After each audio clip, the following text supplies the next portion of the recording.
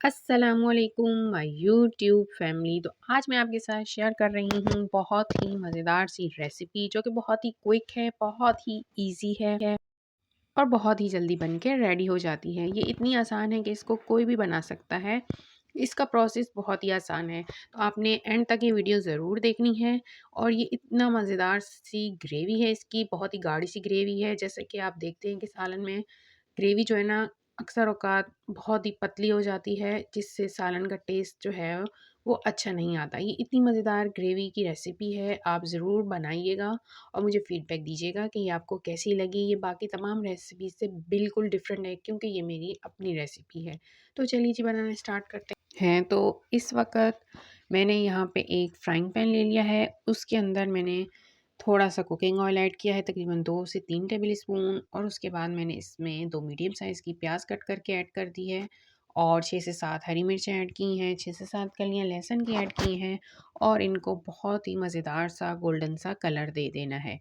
Low flame पे ये cook होगा, मीडियम टू लो फ्लेम पे, हाई फ्लेम पे कुक नहीं होगा क्योंकि हमने इसमें ऑयल कम ऐड किया है और हमें सिर्फ़ और सिर्फ़ इसको अच्छा सा गोल्डन सा कलर देना है।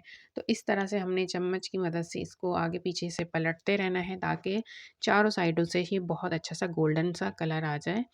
तो अब हम इस प्रोसेस को कंप्लीट करते हैं, फिर चलते हैं नेक्स्ट प्रोसेस की तरफ। ये यहाँ पे कंप्लीट हो गया था तो हमने इसको रख दिया था ठंडा होने के लिए। दूसरी तरफ हमने एक और पैन लिया, उसके अंदर हमने तकरीबन 2 टेबल स्पून खोपरा के ऐड करने हैं और उसके बाद हमने इसमें 1 से डेढ़ टेबल स्पून तिल ऐड करेंगे और उसके बाद हमने इसके अंदर 1 टेबल स्पून जो है वो ज़ीरा ऐड करना है, साबित ज़ीरा। उसको उसको भी इसके साथ हमने रोस्ट कर लेना है।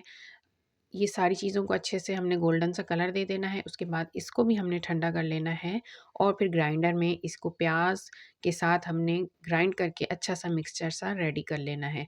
इसके बाद हमने एक और प्रोसेस की तरफ चलना है। एक पतीला लिया, उसके अंदर हमने कुकिंग ऑयल ऐड करना है और उसके बाद जो हमने ये पेस्ट बना लिया था, उसको इसके अंदर करेंगे ऐड।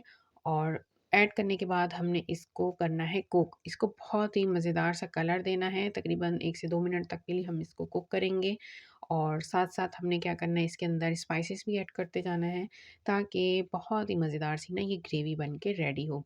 तो चलिए जी हम इसमें ड्राई स्पाइसेस भी ऐड कर देते हैं। सबसे पहले हमने इसके अंदर ऐड करना है, यहाँ पे मैं इसमें हाफ़ टेबल स्पून के करीब ब्लैक पेपर ऐड करूँगी, काली मिर्च। उसके बाद हाफ़ टेबल स्पून मैं इसमें हल्दी ऐड करूँगी।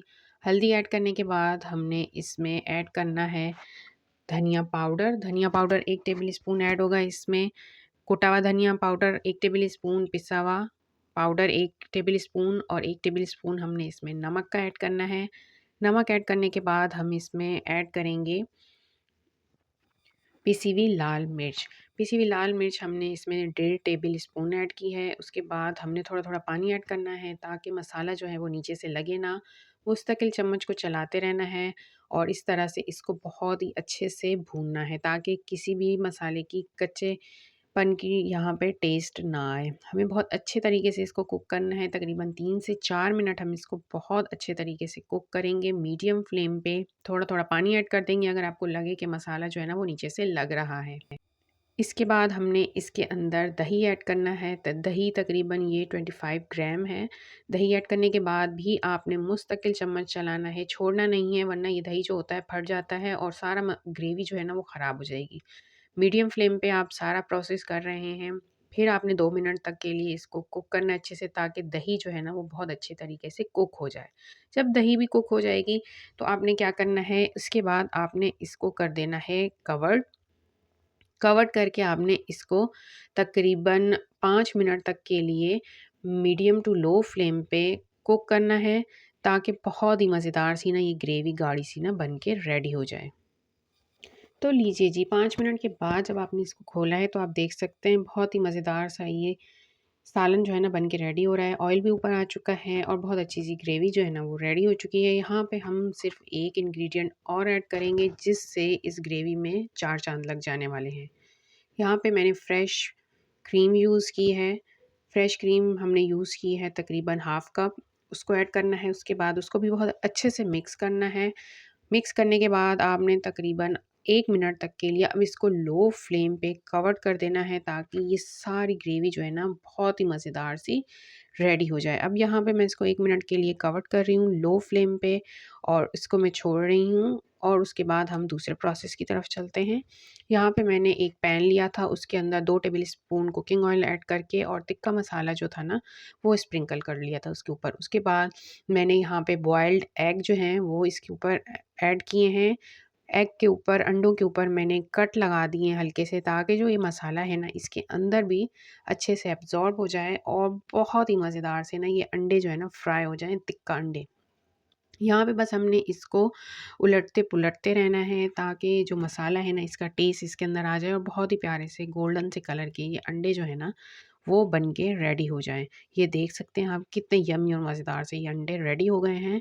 तो अब हमें क्या करना है, ग्रेवी के अंदर इन अंडों को ऐड कर देना है और इसकी कर देनी है गार्निश। तो लीजिए जी, बहुत ही मज़ेदार सी ये अंडे ग्रेवी बन के रेडी हो चुकी है, जो कि इंतहाई क्विक है और बहुत ही ईज़ी है। आप इसको लंच, डिनर, ब्रेकफ़ास्ट किसी भी टाइम पे खा सकते हैं। आपके घर के हर फ़र्द को बहुत पसंद आएगी। तो ज़रूर ट्राई कीजिएगा। रेसिपी अच्छी लगी हो तो मेरी रेसिपी को लाइक भी ज़रूर कीजिएगा। मेरे चैनल को सब्सक्राइब भी ज़रूर कीजिएगा। दुआ में याद रखिएगा। मिलते हैं नेक्स्ट वीडियो में। जब तक के लिए अल्लाह हाफ़िज़।